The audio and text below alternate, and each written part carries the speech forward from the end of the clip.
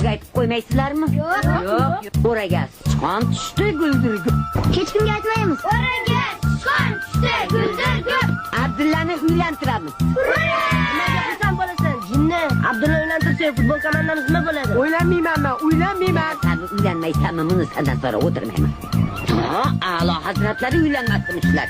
Ha, o'jar. Qachon uyim joyim deysan? Shundoq ham bu uyim ish yoqmasdan makoni bo'lib ketdi. 10 ta o'g'il.